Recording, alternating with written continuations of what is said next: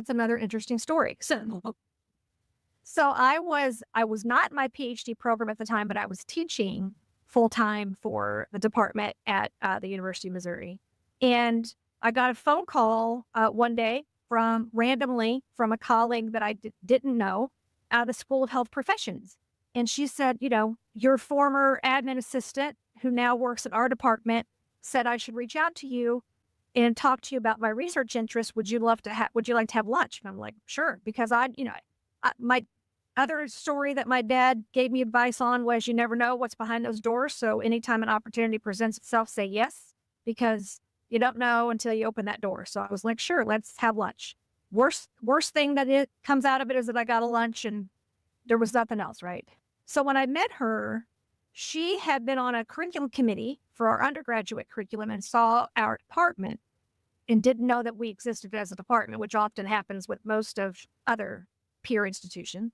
And she was an anthropologist by trade, but was working in the School of Health Professions, looking at how the person interacts with healthcare, how the human is a part of that healthcare system. So she was thinking about how we show up in a healthcare setting with what we wear, because we self-express through what we wear. But then as soon as we're engaged in that healthcare system, we're taken out of that personality and put in something else.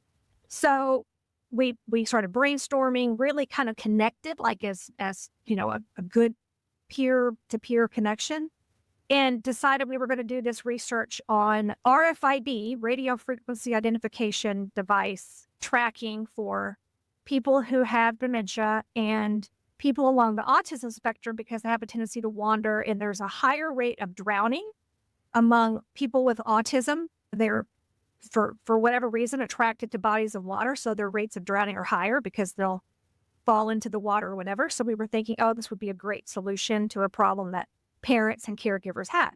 So like good qualitative researchers, we tried to make our study broad enough that we could kind of collect whatever kind of cream rose to the top, scheduled a focus group, held the focus group, had like 20 people at a focus group, which was very large, but it was people with disabilities and their caregivers.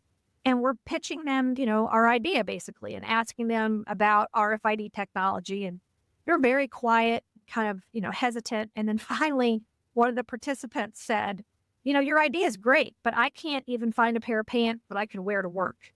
And then another participant said, she's right. I can't find a swimsuit for my daughter.